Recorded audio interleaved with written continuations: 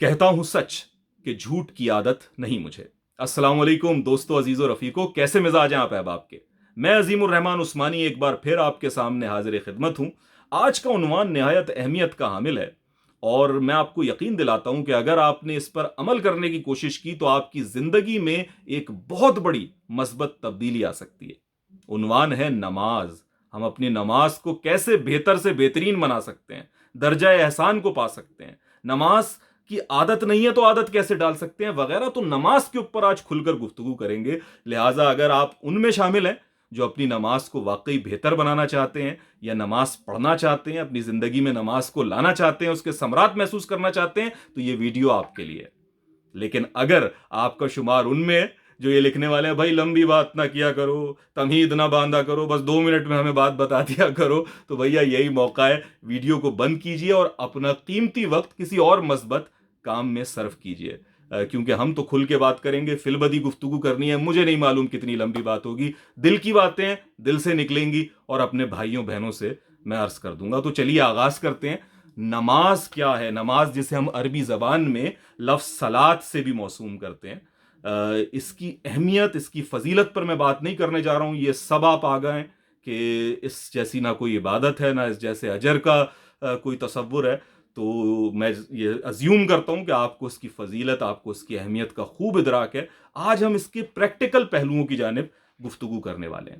تو بھئی دیکھو، سب سے پہلے تو نا وہ میرے بھائی، وہ میری بہنیں جو نماز نہیں پڑھتے، یعنی پڑھنا چاہتے ہیں، دل میں ان کے آتی ہے کہ نماز پڑھیں، لیکن ان سے نہیں پڑھی جاتی۔ یار عظیم بھائی، نماز ہی نہیں پڑھی جاتی، میں تو بہت کوشش کرتا ہوں، میں تو بہت گناہ گار ہوں، نماز ہی نہیں پڑھتا میں تو، وغیرہ۔ ٹھیک ہے، یہ جو کنڈیشن ہے، اگر آپ اس میں سے گزر رہے ہیں تو سب سے پہلے میں آپ سے بات کرنا چاہتا ہوں کہ دیکھو میرے دوست، نماز نا وہ اللہ رب العزت سے تمہارا ایک ڈائریکٹ وائی فائی کنیکشن ہے۔ یعنی اس کو جتنا بھی یہ کمزور ہو جائے، اسے ٹوٹنے مت دو۔ ٹھیک ہے، یعنی کمزور ہو جائے چلو چلے گا، ٹوٹنے مت دو۔ نماز تمہارے رب سے تمہارا ڈائریکٹ وائی فائی کنیکشن ہے، تو اس کی اہمیت کو سمجھو۔ یعنی اگر تم مسجد سے نماز نہیں پڑھ سکتے تو گھر میں پڑھ لو۔ گھر میں نہیں پڑھ سکتے، یعنی گھر میں پڑھ سکتے ہو لیکن 5 وقت کی نہیں پڑھ سکتے، تو 4 وقت کی پڑھ لو۔ 4 کی نہیں تو 3 وقت کی پڑھ لو، 3 کی نہیں تو 2 یا 1 وقت کی پڑھ لو، لیکن پڑھو، کہیں سے ابتدا کرو۔ وہ ایک چائنیز پروورب ہے کہ journey of 1000 miles start from a single step. 1000 میل کا بھی فاصلہ ہو تو اس کا آغاز ایک قدم سے ہوتا ہے، تو اس ایک قدم کو اٹھاؤ، پھر اللہ رب العزت کہتے ہیں کہ میری جانب 1 قدم آؤ گے، میں تمہاری جانب 10 قدم آؤں گا۔ تو آج 1 کی توفیق ہوگی تو کل تمہیں 5 کی بھی حاصل ہوگی۔ آج گھر پہ ادا کر رہے ہو تو کل تم مسجد میں بھی ادا کر سکو گے، لیکن آغاز کرو۔ شیطان تمہیں آغاز نہیں کرنے دے گا، تمہارا نفس تمہیں اس سے روکتا رہے گا۔ لہٰذا کسی ایک نماز کا جو ہے نا لازمی ارادہ کر لو کہ اچھا یار، نہیں پڑھی جا رہی فجر، ظہر، اثر، تو مغرب میں لازمی پڑھوں گا، مغرب میں کسی صورت نہیں چھوڑوں گا۔ تو مغرب کا پورا اہتمام کر کے اسے ادا کرنا شروع کر دو، اس کی عادت بنا لو۔ کچھ عرصے میں دیکھو گے کہ تمہارے لیے اب عشاء بھی پڑھنا آسان ہو گئی ہے، ٹھیک ہے، اور پھر باقی نمازیں بھی پڑھنا آسان ہو گئی ہیں، لیکن ابتدا کرو، آغاز کرو۔ اسی طریقے سے اگر تم سے نوافل نہیں پڑھی جا رہی تو فرائض اور سنت پڑھ لو، سنتیں نہیں پڑھی جا رہی تو صرف فرض پڑھ لو، لیکن پڑھو یار، آغاز کرو۔ یعنی ایک حدیث ہے، صحیح حدیث ہے، ایک بدو رسول اللہ صلی اللہ علیہ وآلہ وسلم کے پاس آیا اور پوچھا کہ بھائی مجھے بس اتنا بتا دیجیے، میں مفہوم بتا رہا ہوں آپ کو اس کا، وہ بتائیے کہ جو میرے لیے بالکل ایبسولوٹ نیسسری ہو جنت میں جانے کے لیے۔ تو آپ صلی اللہ علیہ وسلم نے بتایا کہ بھائی دیکھو، 5 وقت کی نمازیں ادا کرا کرو، یعنی یہ فرض 5 نمازیں ادا کر لیا کرو 5 وقت کی، ٹھیک ہے، اور روزے رکھا کرو رمضان کے، ٹھیک ہے، اور اگر جو ہے حج کر سکتے ہو تو حج کرو، زکوٰۃ دے سکتے ہو تو زکوٰۃ دو اگر صاحب نصاب ہو، ٹھیک ہے، اور شہادت دو کہ اللہ ایک ہے اور میں اس کا آخری رسول ہوں، میں رسول ہوں، تو بس اگر یہ تم 5 کام کر لو تو تم جنت میں جا سکتے ہو۔ تو اس نے کہا کہ ہاں بس میں یہی کروں گا، مفہوم بتا رہا ہوں میں، ترجمہ نہیں بتا رہا۔ اس میں انہوں نے یہ کہا، یعنی اس بدو نے کہا کہ ٹھیک ہے، میں بس روزے بھی اتنے ہی رکھوں گا جتنے رمضان میں، نہ اس سے ایک زیادہ رکھوں گا، نہ ایک کم رکھوں گا، نمازیں بھی بس 5 پڑھوں گا اور فرض پڑھوں گا، ٹھیک ہے، نہ اس سے ایک زیادہ پڑھوں گا، نہ ایک کم پڑھوں گا۔ اور یہ کہہ کر، یعنی اس طریقے کی گفتگو کر کے اس نے رخصت لی۔ تو آپ صلی اللہ علیہ وسلم نے اپنے صحابہ سے کہا کہ اگر یہ اپنی بات میں سچا ہے تو جس نے جنتی دیکھنا ہو وہ اس شخص کو دیکھ لے، ٹھیک ہے۔ تو یعنی دین آسان ہے، دین اسٹیپ بائی اسٹیپ ہے۔ تو آغاز کرو، اگر تم نماز نہیں پڑھتے نا تو ایک نماز سے آغاز کرو، لیکن اس میں کنسسٹنسی دکھاؤ सिंसेरिटी दिखाओ और फिर देखो अल्लाह ताला तुम्हारे दिल को खोल देंगे। ठीक है, तो ये उन लोगों के लिए मशवरा है जो नमाज बिल्कुल ही नहीं पढ़ रहा है।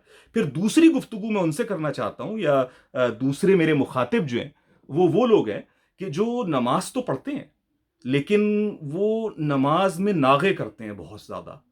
और अक्सर उनका क्या मामला होता है, कहते हैं यार नमाज में हमें मजा ही नहीं आता, नमाज में लुत्फ नहीं आता, नमाज में दिल नहीं लगता, इसलिए हम नमाज छोड़ देते हैं या नमाज में नागा करते हैं। तो उनसे मैं पूछता हूं कि मेरे भाई, तुम अब्दुल लुत्फ हो या अब्दुल लतीफ हो? तुम अब्दुल मजा हो या अब्दुल्ला हो? यानी तुम क्या मजे और लुत्फ के लिए नमाज पढ़ते हो? नहीं, अल्लाह के लिए नमाज पढ़ो। शैतान के या नफ्स के इस धोखे में ना हो कि यार ये तुम क्या ठोंगे मार रहे हो, हिंदू मत्था टेकता है तो तुम भी सजदा कर रहे हो तो क्या फायदा है इसका। इस झांसे में मत आओ शैतान के। अल्लाह पाक ने अगर तुम्हें नमाज कायम करने की तौफीक दी है तो ये अपने आप में बहुत बड़ा एजाज है जो अल्लाह ने तुम्हें दिया है। ठीक है, कि तुम्हें ये तौफीक हासिल है कि तुम अल्लाह के सामने खड़े होते हो। किसी वक्त कोई नमाज छूट जाए तो ये ना सोचो कि मैंने आज असर की नमाज नहीं पढ़ी, ये सोचो कि अल्लाह पाक ने ये गवारा नहीं किया कि वक्त असर तुम उनकी बारगाह में हाजिर हो सको। ये इंतहाई बड़ी सादत है कि अल्लाह तुम्हें नमाज की तौफीक दे दें। ये ना सोचो कि मुझे चूंकि समझ नहीं आती या मेरा दिल नहीं लग रहा तो मुझे नमाज नहीं पढ़नी चाहिए।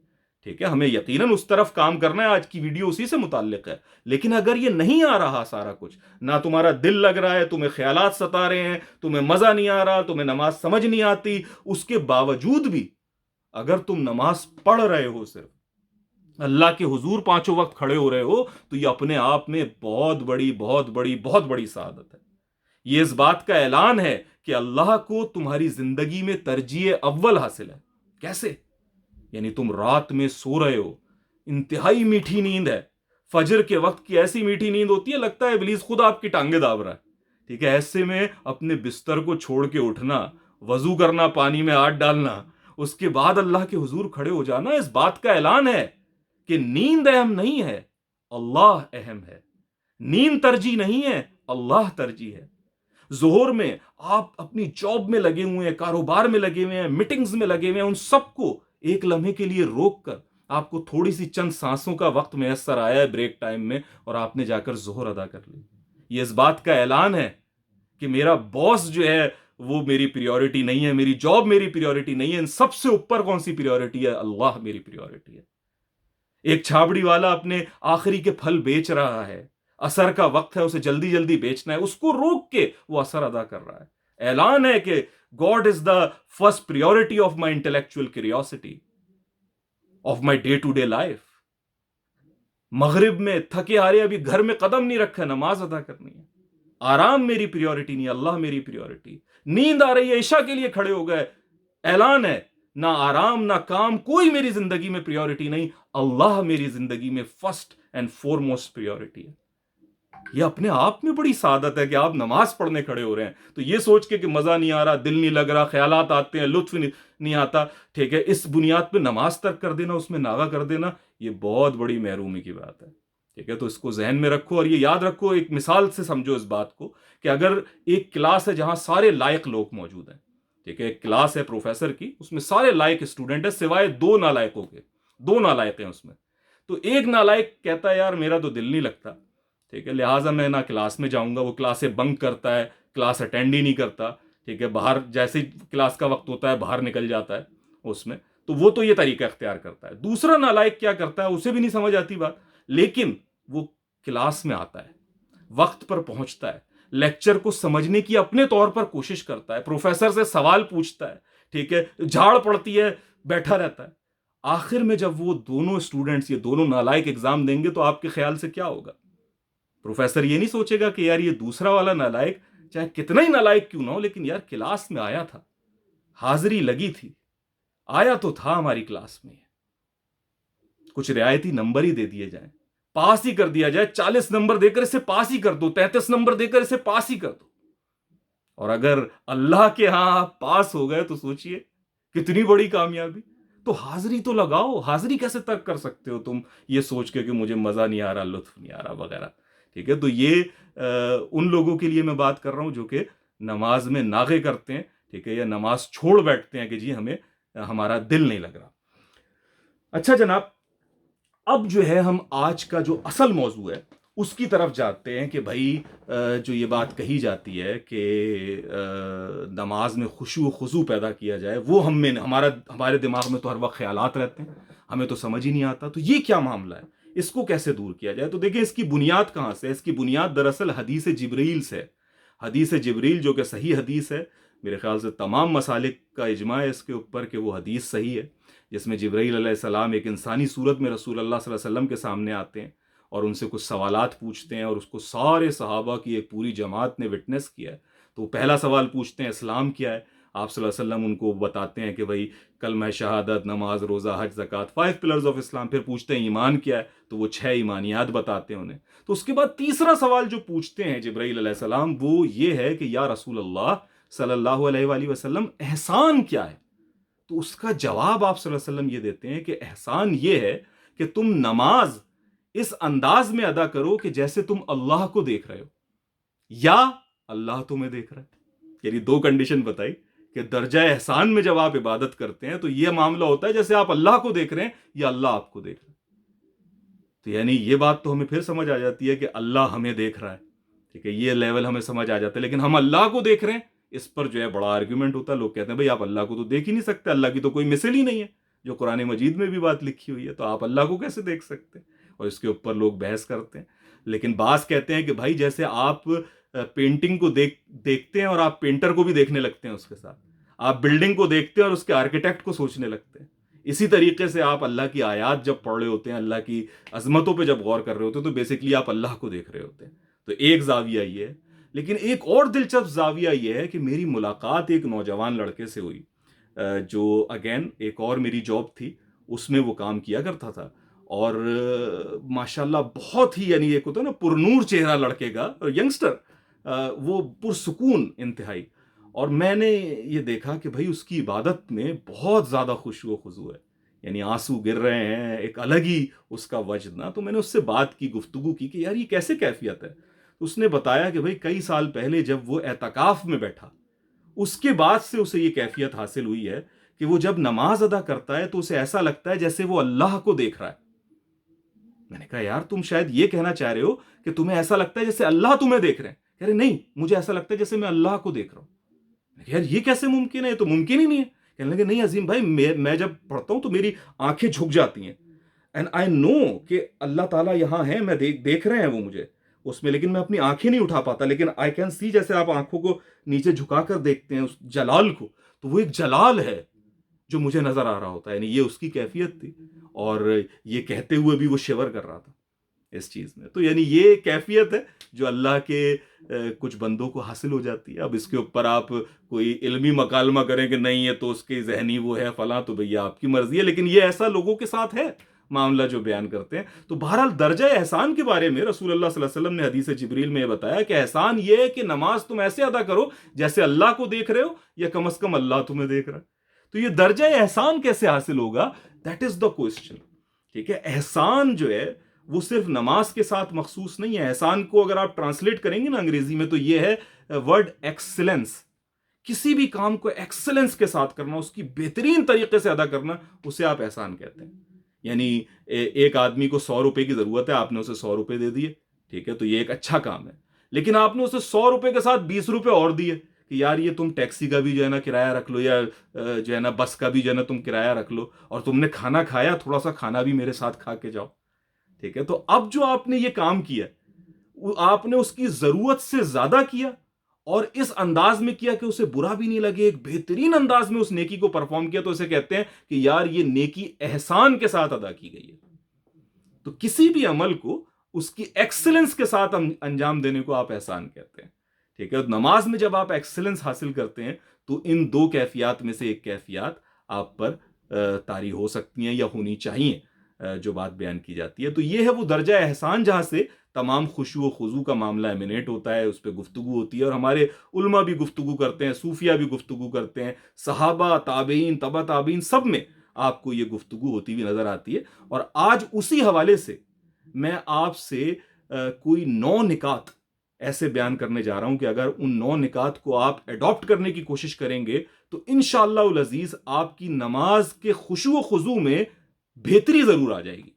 یعنی میں یہ تو نہیں کہہ سکتا کہ آپ بالکل پیک پہ پہنچ جائیں گے، لیکن یہ کہ جو نماز آج ہے وہ کل سے جو ہے نا، یعنی کل کی نماز آپ کی آج سے بہت بہتر ہو جائے گی. تو یہ کیفیت آپ کو ان 9 چیزوں سے حاصل ہوگی انشاءاللہ العزیز. اس کو ہم آج بیان کریں گے. لیکن قبل اس کے کہ ہم ان 9 چیزوں پہ جائیں، ایک چیز میں آپ کو اور بھی بتا دوں کہ ایک قرآن مجید کی آیت بھی ہے کہ نماز برائی اور فحاشی سے روکتی ہے. اس کا مفہوم کہ نماز جو ہے، بے شک نماز برائی اور فحاشی سے روکتی ہے.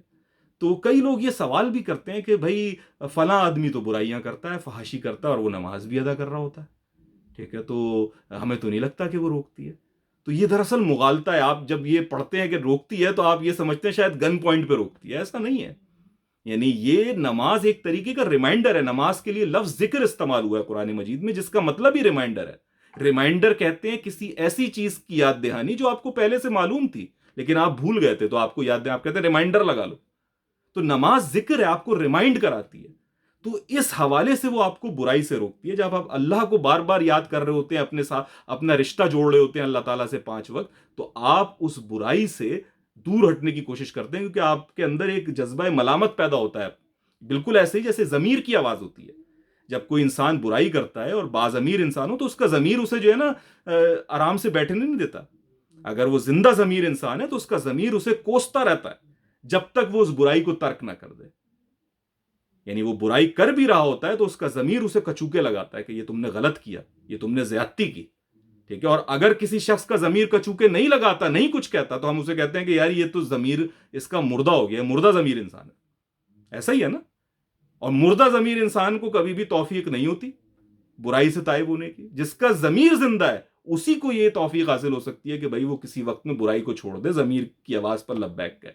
تو بالکل اسی طریقے سے جیسے ضمیر ایک آواز لگاتا ہے، اس میں ایک ایڈیشنل فیکٹر نماز ادا کرتی ہے کہ نماز بھی برائیوں سے اور فحاشی سے آپ کو روکتی ہے. جب آپ کھڑے ہوتے ہیں، آپ باوضو رہنا، آپ پاکیزہ رہنے کی کوشش کرتے ہیں، آپ اللہ کے سامنے حاضر ہونے کی کوشش کرتے ہیں، تو ایسے میں آپ کو بار بار ایک ریمائنڈر ہوتا ہے کہ بھیا بد نظری مت کرو، کسی کا حق نہیں مارو، ٹھیک ہے، تکبر اختیار نہ کرو، جب تم سر اپنا زمین پر رکھتے ہو تمہیں اللہ کے سامنے جو ہے نا سجدہ ریز ہونا ہے وغیرہ.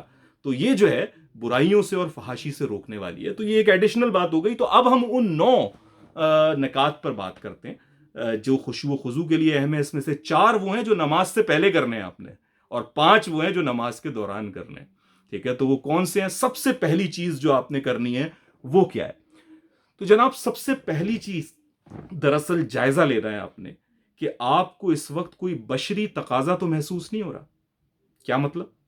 یعنی کہیں ایسا تو نہیں ہے کہ آپ کو ٹوائلٹ جانا ہے، آپ کو رفع حاجت کے لیے جانا ہے. ایسے بہت سے لوگ ہیں کہ جنہیں رفع حاجت کے لیے جانا ہوتا ہے لیکن وہ کہتے ہیں یار وضو ٹوٹ جائے گی تو جلدی سے پہلے نماز ادا کر لو. اب جو ہل رہے ہیں، رفع حاجت ہو رہی ہے لیکن اسی میں نماز پڑھ رہے ہیں، ٹھیک ہے. تو یہ نماز کسی کام کی نہیں ہے. اس کے بارے میں شاید حدیث میں آیا ہے کہ ایسی نمازیں ان کے منہ پر دے ماری جائیں گی، ٹھیک ہے. تو یہ نماز کہ آپ کا سارا دماغ یہ لگا ہوا ہے کہ اس کے بعد جلدی سے میں بھاگوں اور رفع حاجت سے جو ہے نا وہ نکل آؤں، ٹھیک ہے. تو یہ بالکل غلط ہے. تو آپ کو پہلے جا کر رفع حاجت سے فارغ ہونا ہے، پھر آ کر وضو کے ساتھ نماز آپ نے پھر ادا کرنی ہے. اسی طریقے سے آپ کو شدید بھوک لگ رہی ہے، کھانے کا وقت ہے، تو پہلے کھانا کھائیے. یعنی یہ حدیث میں آیا ہے باقاعدہ، پہلے کھانا کھاؤ اور اس کے بعد آ کر نماز ادا کرو. یا کوئی بھی بشری تقاضا ایسا کہ جس کی وجہ سے آپ کی نماز میں توجہ ٹوٹنے کا امکان ہے، تو آپ پہلے وہ کام ادا کریں گے، اس کے بعد نماز کی تیاری کریں گے. تو this is the first thing which you need to bear, ٹھیک ہے. تو 9 میں سے ایک چیز ہو گئی. دوسری چیز کیا ہے جناب؟ وہ ہے وضو. وضو نہایت اہم ہے لیکن ہم اسے وہ اہمیت دینے کو تیار نہیں ہوتے. ہم سمجھتے ہیں شاید وضو صرف نماز کے سے پہلے کرنے کا نام ہے، بس ایک چیز ہے جو ہم نے کرنی ہے. حالانکہ وضو اپنے آپ میں ایک عبادت ہے. یعنی وضو کے بعد آپ نماز نہ بھی پڑھیں، صرف وضو کریں تو وضو پڑھنے کا اپنا ثواب ہے، کیونکہ یہ ایک عبادت ہے. تو اس کو آپ نے بڑی خوبصورتی کے ساتھ ادا کرنا ہے. اس کے باقاعدہ اذکار بھی ہیں جو آپ پڑھ سکتے ہیں ابتدا میں اور آخر میں. لیکن جب آپ وضو کر رہے ہو تو حدیث میں اس کا پورا بیان آیا ہے کہ آپ پوری کانشیسنس، پورے شعور کے ساتھ کریں کہ جب میں ہاتھ دھو رہا ہوں تو اس ہاتھ سے جو بھی گناہ ہوئے ہیں وہ دھل رہے ہیں.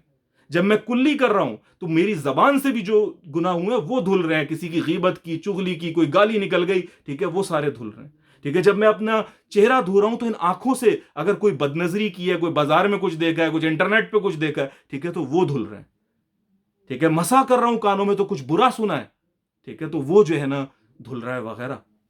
سر کے اوپر سے جب میں مسا کرتا ہوں کوئی خیال برا آ رہا ہے، ٹھیک ہے، یہ دھل رہا ہے. یہ حدیث ہے، صحیح حدیث ہے جو میں آپ کو بتا رہا ہوں کہ یہ آپ کے گناہ معاف ہوتے ہیں، گناہ جھڑ رہے ہوتے ہیں، دھل رہے ہوتے ہیں. اور گناہ خود بھی اپنے آپ میں نجاست ہے نا. یعنی آپ دیکھیں اگر آپ کے ہاتھ پہ کوئی نجاست لگ جائے، کوئی گوبر، کوئی اور گندی چیز لگ جائے، تو آپ اس کو اچھے سے دھوئیں گے نا. ایسے تھوڑی کہ جلدی جلدی 3 دفعہ آپ نے تیزی سے کر لیا، نہیں، آپ اسے آرام سے دھوئیں گے، صاف کریں گے کہ یار کہیں گندگی نہ لگے. اسی طریقے سے اپنے ہاتھوں کو یہ دھوتے ہوئے سوچیں کہ یار یہ میرے گناہ دھل رہے ہیں. تمام اس کے ارکان ادا کرتے ہوئے سوچیں تو وضو اپنے آپ میں ایک بڑا زبردست عمل بن جائے گا آپ کے لیے تیاری کا. تو یہ ہے وہ دوسری چیز ان 9 میں سے. اب آتے ہیں ہم تیسری اس کے بارے میں، اور وہ یہ ہے کہ تیاری کیجئے نماز کی. یعنی وضو تو آپ نے کر لی، لیکن آپ جب کسی سے ملاقات کرتے ہیں تو تیاری کرتے ہیں نا. یعنی اپنے آپ کو کم از کم کپڑے درست کرتے ہیں، سب کچھ اپنا ٹھیک کرتے ہیں. میں جانتا ہوں کہ آپ نے 5 وقت جو ہے وہ ادا کرنا ہے، تو یہ تو نہیں ہو سکتا کہ میں ہمیشہ کہوں کہ ایسی تیاری کریں جیسے آپ کائنات کے بادشاہ کے سامنے تیاری کر رہے ہیں. یقیناً تیاری ہونی تو ویسی ہی چاہیے، لیکن یہ ہمارے لیے شاید ممکن نہ ہو. لیکن کم از کم اتنا اہتمام تو کریں کہ ہم پریزنٹیبل لگیں. یعنی اگر کوئی مجبوری لاحق نہیں ہے تو صرف اس پر اکتفا نہ کر لیں کہ یار سطر تو کور ہو رہا ہے. تو لوگوں کو آپ دیکھیں سطر بس کور ہو رہا ہے، بس اس پر نماز پڑھ رہے ہیں. ٹھیک ہے، عجیب عجیب ٹیڑھے بھینگے کپڑے پہنے کھڑے ہیں. ٹھیک ہے، وہ چنٹیں پڑی ہیں، برے حال ہوا ہوا ہے، بس یوں پڑھ رہے ہیں اس کے اندر. تو یہ بالکل ٹھیک بات نہیں ہے. اہتمام کریں، خوشبو لگائیے. مثال کے طور پر رسول اللہ صلی اللہ علیہ وسلم کو عطر بہت پسند تھا، آپ کو معلوم ہے. آپ صلی اللہ علیہ وسلم نے کہا کہ اگر کوئی عطر کا تمہیں تحفہ دے تو اس سے انکار نہ کرو. ٹھیک ہے، باقیوں پہ آپ انکار کر سکتے ہیں، بات کر سکتے ہیں، عطر کو قبول کر لو. تو خوشبو اتنی زیادہ پسند، اسے لگائیں، اپنے آپ کو تیار کریں، بال بنائیں، اچھے سے اپنے کپڑوں کو درست کریں، اور پھر نماز پڑھنے کا سوچیں. تو یہ تیسری چیز ہے ان 9 میں سے. چوتھی چیز ہے نیت. نیت نیت نیت یہ بہت اہم ہے. ٹھیک ہے، یعنی انما الاعمال بالنیات. ٹھیک ہے، اعمال کا دار و مدار نیتوں پر ہے. ٹھیک ہے، یعنی اگر نیت درست ہے تو پھر عمل درست ہے. تو نیت پر تو ہمیں فوکس کرنا ہے، لیکن ہمارا حال کیا ہے، ہم نیت کرتے ہی کوئی نہیں. یعنی کچھ فقہا کے مطابق تو یہ ہے کہ آپ نے دل میں نیت کر لی تو کافی ہے، لیکن دل میں بھی سوچنا تو ہے نا کہ بھائی میں ایک عمل کرنے جا رہا ہوں. یا بس ایسے ہی جو ہے بس گئے اوائیں توائیں اور جا کر جو ہے نا ادا کر دیا، تو یہ تو کوئی فائدہ نہیں ہے. اسی طریقے سے احناف کے ہاں یہ کہا جاتا ہے کہ کچھ کلمات ادا کرو اسی فوکس کے لیے کہ بھائی نیت کرتا ہوں 3 رکعت نماز فرض، وقت نماز مغرب، منہ میرا کعبے کی جانب، اللہ اکبر. ٹھیک ہے، لیکن ہم بالکل ایک الگ ہی انداز میں سے پڑھ رہے ہوتے ہیں تیزی کے ساتھ. نیت کرتا ہوں 3 رکعت نماز فرض، وقت نماز مغرب، منہ میرا کعبے کی جانب، اللہ اکبر. ٹھیک ہے، ارے بھائی نیت کہاں ہے اس میں؟ نیت ہے presence of mind. You need to think about it کہ یار میں واقعی نیت کر رہا ہوں کہ نہیں کر رہا. ٹھیک ہے، اس چیز کو کرنا ہے کہ ہاں میں اللہ کے سامنے حاضر ہوں. میں اللہ کے کوئی کسی قسم کی ریاکاری نہیں ہے. جو وہ ہے نا کہ وہ یصلی یرائی فقد اشرکا، جس نے دکھاوے کے لیے نماز پڑھی اس نے شرک کیا. وہ یصوم یرائی فقد اشرکا، وہ یصدق یرائی فقد اشرکا، جس نے دکھاوے کے لیے روزہ رکھا یا صدقہ کیا اس نے شرک کیا اس میں. ٹھیک ہے، تو کوئی شرک تو نہیں ہے، میں اللہ ہی کے لیے پڑھ رہا ہوں نا. کوئی دکھاوا تو نہیں ہے، کسی کو میں دکھانے کے لیے تو نہیں کر رہا کہ دیکھو بھائی عظیم بھائی کتنے نیک چل رہے ہیں. ٹھیک ہے، تو وہ اپنا نہیں، اللہ کے سامنے حاضر ہونے جا رہا ہو. تو نیت پہ فوکس کریں. ٹھیک ہے، تو this is again very very important. تو یہ چوتھی چیز ہو گئی. یہ وہ 4 چیزیں جو نماز کی ابتدا سے پہلے آپ نے کرنی ہے. تو 9 میں سے 4 چیزیں میں نے آپ کو بتا دی. اب آئیے 5ویں چیز کے بارے میں، اور وہ ہے نماز کو سمجھنا. ٹھیک ہے، یعنی آپ کیا ادا کر رہے ہیں اس کو سمجھنے کی کوشش کیجیے. یعنی یہ اتنا مشکل کام نہیں ہے، اور تھوڑے سے ابتدا کیجیے. پوری نماز کو رٹنے کی ضرورت نہیں ہے. آپ چھوٹے کلمات، مثال کے طور پہ اللہ اکبر، اسی سے شروع کیا. اللہ سب سے بڑا ہے، یا اللہ ہر چیز سے بڑا ہے، اس پر ہی غور کیجیے. تو جس دفعہ بھی آپ اللہ اکبر کہیں تو سوچیں کہ اللہ بڑا ہے. کس سے بڑا ہے؟ اللہ آپ سے بڑا ہے، آپ اس کائنات سے بڑا ہے، ہر مخلوقات سے بڑا ہے. اور اس سے بھی بڑھ کر جو خیالات میرے ذہن میں اگر پیدا ہو رہے ہیں، اللہ اس سے بھی بڑا ہے. جب آپ یہ سوچیں گے کہ اللہ میرے ذہن میں جو اس وقت خیالات پیدا ہو رہے ہیں اس سے بڑا ہے، آپ دیکھیں گے وہ خیالات غائب ہو جائیں گے، کیونکہ آپ اعتراف کر رہے ہیں زبان حال سے کہ اللہ بڑا ہے. ٹھیک ہے، تو ترجمہ یاد کریں، ترجمہ اس کا سمجھنے کی کوشش کریں. اسی طرح تسبیحات کا سبحان ربی العظیم، سبحان ربی العلیٰ، التحیات کا، سورہ فاتحہ کا، ایک ایک کر کے ان سب کے ترجمے یاد کرنا شروع کریں. سب کو ایک ساتھ اپنے آپ کو پریشر نہ کریں, تھوڑا تھوڑا کریں, لیکن یہ ساری چیزیں ایڈڈ اپ ہوتی چلی جائیں گی اور آپ کی نماز بہتر سے بہتر, بہتر سے بہترین ہوتی چلی جائے گی انشاءاللہ العزیز. ٹھیک ہے, تو سمجھ کے جو ہے نا نماز کو ادا کرنا ہے. ایک چیز اور دیکھیں کہ لوگ بعض اوقات آپ کو یہ بتا رہے ہوتے ہیں کہ بھائی نماز دراصل مسلمانوں کا مراقبہ ہے, ٹھیک ہے, میڈیٹیشن ہے, ٹھیک ہے, نماز از اے میڈیٹیشن فار مسلمز. جیسے لوگ جو ہے وہ یوگا کرتے ہیں اور لوگ جو ہیں وہ میڈیٹیٹ کرتے ہیں, اس طریقے سے مسلمان نماز میں میڈیٹیٹ کرتے ہیں. یہ بات درست نہیں ہے, کم از کم میری دانست میں نہیں ہے. انگریزی زبان میں دو الفاظ ہیں, ایک ہے میڈیٹیشن اور دوسرا ہے کانٹمپلیشن. ٹھیک ہے, میرے نزدیک نماز کانٹمپلیشن ہے. نماز از ناٹ میڈیٹیشن, نماز از کانٹمپلیشن. دونوں میں توجہ کا ارتکاز ہوتا ہے, دونوں کے اندر فوکس اچیو ہوتا ہے, لیکن میڈیٹیشن کے اندر you are actually make yourself blank. آپ صرف وٹنس کرتے ہیں اپنی تھاٹس کو آنی جانے کو, آپ اس سے الگ ہو کر ایک وٹنس بن کر اپنی تھاٹس کے پروسیس کو دیتے ہیں, اپنے خالی ذہن کو رکھتے ہیں, جسے آپ مائنڈ فلنس بھی بعض اوقات کہہ رہے ہوتے ہیں اس میں. تو آپ دیکھتے ہیں کہ بھئی اگر آپ کا منکی مائنڈ ہے, کوئی خیالات آ رہے ہیں, آپ اس کو صرف دیکھ رہے ہیں. اس میں تو یہ میڈیٹیشن ایک ٹرک ہے, بہت اچھی ہے, اس میں بہت سے فوائد بھی مضمر ہیں, اس پر ہم انشاءاللہ الگ سے کسی وقت بات کریں گے. لیکن نماز میں ایسا نہیں ہے. نماز میں کانٹمپلیشن ہے. نماز کے اندر آپ نے ذہن کو صرف خالی نہیں رکھنا, نماز میں آپ نے ان کلمات کو سوچنا ہے, سمجھ کے ادا کرنا ہے جو آپ اپنی زبان سے ادا کر رہے ہیں. ٹھیک ہے, لہٰذا نماز از اے کانٹمپلیشن, سمجھ کے پڑھنی ہے. قرآن مجید کی بھی وہ جو آیت کا ایک ترجمہ ہے کہ جس میں شراب کی ممانعت کی ایک آیت ہے, جس کے اندر یہ کہا تھا کہ بھئی نشے کی حالت میں نماز کے قریب مت جاؤ, اور پھر یہ بھی بتایا کہ اس وقت تک مت جاؤ جب تک تم وہ سمجھنے نہ لگو جو تم کہہ رہے ہو. ٹھیک ہے, تو اس سے ایک پیغام ہمیں یہ بھی ملتا ہے کہ نماز اسی وقت ادا کرنی چاہیے یا اس صورت میں ادا کرنی چاہیے کہ جب آپ کو پتا ہو کہ آپ کیا کہہ رہے ہیں, اس چیز کو آپ سمجھ رہے ہو. تو اس میں ایک پیغام مضمر ہے ہمارے لیے کہ ہمیں نماز کو سمجھنے کی پوری طرح سے صحیح کرنی ہے, کوشش کرنی ہے. تو نماز کو سمجھیں تو it's a huge difference, it's a huge impact which will produce on the quality of your صلاح. ٹھیک ہے, تو آپ کی نماز اتنی بہترین ہو جائے گی. تو کانٹمپلیشن, سمجھ کر پڑھنا, یہ ہے وہ پانچواں معاملہ جو میں نے آپ کو بتایا. اچھا, چھٹا کیا ہے؟ چھٹا یہ ہے کہ جناب آٹو موڈ سے باہر آؤ. کیا مطلب آٹو موڈ سے باہر آؤ؟ دیکھیں, آپ جب گاڑی چلانا سیکھتے ہیں نا, آپ میں سے جن کو گاڑی چلانے کا تجربہ ہے, تو جب ابتدا میں ہم سیکھتے ہیں گاڑی چلانا تو ہم ایک ایک چیز کو بڑے شعور کے ساتھ کرتے ہیں. اب گیئر لگ رہا ہے, اب کلچ دبایا جا رہا ہے, ان سب چیزوں کو ہم سوچ کے کرتے ہیں. لیکن ایک عرصہ جب گزر جاتا ہے ہمیں گاڑی چلاتے ہوئے, تو پھر ہمیں پتہ ہی نہیں چلتا کہ گاڑی چلا رہے ہیں ہم. بعض اوقات پورا آفس سے گھر کا راستہ طے ہو جاتا ہے اور یہ پتہ ہی نہیں ہوتا کہ ہم نے گاڑی چلائی. یہ آپ کا لاشعور جو ہے وہ گاڑی چلا رہا ہوتا ہے, آپ کو پتہ ہی نہیں ہوتا کہ آپ کا ہاتھ گیئر ڈال رہا ہے یا کر رہا ہے. یہ آٹو موڈ ہے جو آپ کے اندر پروڈیوس ہو جاتا ہے. نماز میں بھی یہ معاملہ ہوتا ہے. ہم نماز چونکہ 5 دفعہ پڑھتے ہیں, اتنی ہمارے ہوتی تو وہ عادت بن جاتی ہے. اس میں ہم ایک آٹو موڈ کے اندر رہتے ہیں, بس ایک پڑھ لیں تو وہ پڑھتے چلے جاتے ہیں, اور نتیجہ کیا ہوتا ہے کہ پریزنس آف مائنڈ جو ہے وہ کہیں کھو جاتی ہے. تو اس آٹو موڈ سے باہر نکلنا ہے. وہ کیسے نکلیں گے جناب؟ تو وہ ایسے نکلیں گے کہ کچھ جائز تبدیلیاں کریں. مثال کے طور پہ ایک تو میں نے آپ کو بتایا کہ سمجھ کے پڑھنا ہے, اس سے تبدیلی واقع ہوگی. پھر یہ کہ جب آپ سورہ فاتحہ کے بعد قرآن مجید کی کوئی سورت پڑھ رہے ہیں تو کیا ضروری ہے کہ آپ ایک ہی سورت پڑھیں؟ یعنی ہم سب جو ہے نا ایک سورت ملا لیتے ہیں, بھائی سورہ فیل پڑھ رہے ہیں, ٹھیک ہے, تو اس کے بعد اگر کوئی سورہ موجود ہے اس کو بھی پڑھ لیں. 2 سورتیں بھی پڑھ سکتے ہیں, 3 سورتیں بھی پڑھ سکتے ہیں. آپ جانتے ہیں کہ صحابہ تو پورے قرآن پڑھ جاتے تھے. تو زیادہ قرآن پڑھیے, اس کو, یہ آپ کو آٹو موڈ سے نکالے گا. اسی طریقے سے ایسی آیات کو حفظ کریں یا ایسی صورتوں کو حفظ کریں جو آپ کے حال سے متعلق ہو یا جو آپ کو پسند ہو. آپ اگر فحاشی میں مبتلا ہیں تو ایسی کوئی آیتیں پڑھیں جو کہ فواہش کو جو ہے نا مذمت کرتی, تاکہ آپ کے لیے ریمائنڈر کا کام کریں اور وہ آپ ادا کریں. یعنی کوئی بھی ایسی آیات جو سورہ الکوثر جتنی لینتھ کی بن سکیں, ٹھیک ہے, کوئی بھی 3 آیات آپ ایسی حفظ کر لیجیے اس میں.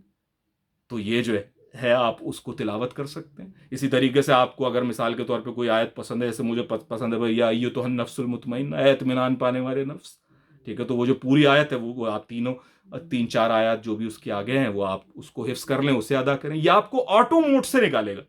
ٹھیک ہے, تو یہ آپ کے ساتھ ہو گیا. اسی طریقے سے جب آپ رکوع میں یا سجدے میں اذکار پڑھ رہے ہیں تو کیا ضروری ہے کہ 3 دفعہ ہی سبحان ربی العظیم کہنا ہے؟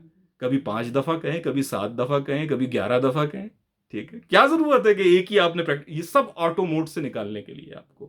ٹھیک ہے, تو یہ بہت اہم ہے جو کہ میں نے آپ کو چھٹا پوائنٹ بتایا کہ فنش یور آٹو موڈ. ساتواں ہے سکون کے ساتھ نماز کو ادا کرنا. ٹھیک ہے، یعنی سکون بہت اہم ہے. اگر نماز سے آپ کو سکون نہیں مل رہا تو سکون سے نماز ادا کریں، نماز سے سکون بھی ملنے لگے گا. ٹھیک ہے، یہ نہیں آزمودہ ہے. سکون سے ادا کریں. اور سکون سے میری کیا مراد ہے؟ وہ آپ کے حرکات و سکنات میں بھی سکون ہے، ان فرائض کو ادا کرتے ہوئے بھی سکون ہے، اور اس تلاوت کے دوران بھی سکون ہے. یعنی جب آپ تلاوت کریں تو تیزی سے ساری آیات کو ملاتے نہ چلے جائیں. رسول اللہ صلی اللہ علیہ وسلم جب تلاوت کیا کرتے تھے تو وہ ہر آیت کے بعد ایک پوز لیتے تھے، اس پہ ایک غور کرتے تھے. یا سننے والے جو ہیں ان کے لیے ایک وقت میسر ہوتا تھا کہ وہ غور کریں، کہ اگر کہہ رہے ہیں الحمد للہ رب العالمین، اب یہاں رک جائیں گے وہ، پھر کچھ دیر میں کہیں گے الرحمن الرحیم، اب یہاں رک جائیں گے، پھر کہیں گے مالک یوم الدین.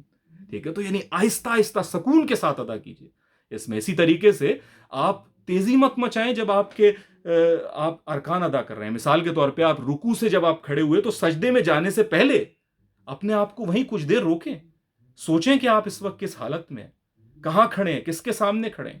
اس کے بعد اللہ اکبر کہہ کے سجدے میں جائیں. اسی طرح جب پہلے سجدے سے اٹھیں تو دوسرے سجدے میں جانے کی جلدی نہ کریں. ٹھیک ہے، بلکہ رک جائیں، کچھ دیر وہیں پہ بیٹھیں. ربنا اغفر لی، ربنا اغفر لی. ٹھیک ہے، رب اغفر لی، یعنی جو بھی اس کے کلمات ہیں وہ آپ ادا کریں. اس میں نہیں بھی کر رہے تب بھی آپ بیٹھے رہیں، ذرا سکون کے ساتھ وقت لگائیں ادھر اس میں، پھر دوسرے سجدے میں جائیں.